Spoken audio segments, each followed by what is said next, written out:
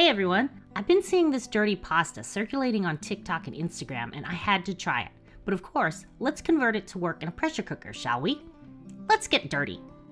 So my 6-quart pot is preheated, and I'm adding a bit of oil to get our ground beef started. Using my spatula to break up the meat as it cooks. This step should take about 8 minutes or so just to brown the beef all over.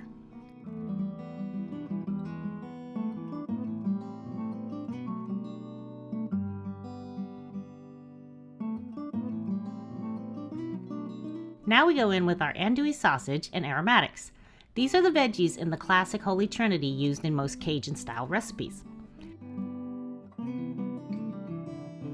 We'll let these cook for another 5 minutes or so just to soften the veggies.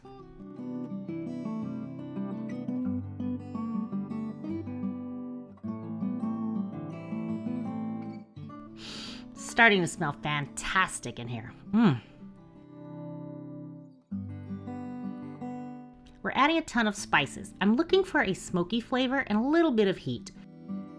You can skip the cayenne if you want it mild, or you can add more if you like it really hot.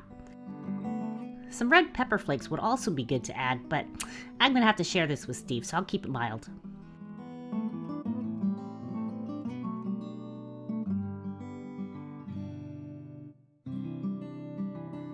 Now I'm scooping everything out for a minute so that we can clean up the bottom of the pot and also to make room for the noodles. A splash of what's this here sauce and a cup or so of beef broth. Chicken broth would work just fine too. Very important to get all the stuck on brown bits up so we don't get a burn warning later. I'm returning a couple scoops of the meat to the pot so that there's a layer between the noodles and the pot. That'll prevent any from sticking while the pot comes up to pressure. I love these pot-sized spaghetti because whenever I try to break full-length noodles in half, little shards of noodles just fly all over the place. Just make sure to alternate how you place them so they don't clump together.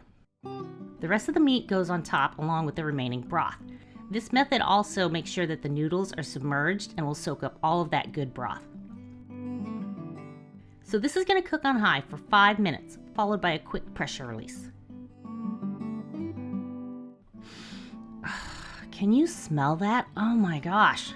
So let's give it a stir to separate the noodles. If there are any clumped together, you can easily separate them with a fork. And they do separate naturally after sitting for a few minutes, and they continue to plump up as they absorb the sauce.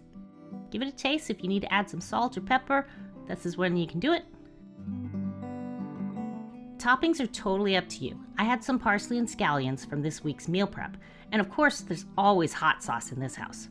Some cheese would also be good here. This was so delicious, and I'm sure we'll be making this on the regular. So simple with easy to find ingredients. The internet got this one right. Love it. As always, ingredients and instructions are in the description box. Make sure to like, share, and subscribe, and leave a comment if you feel like it. Thank you so much for watching, and I will see you in the next video. Bye-bye!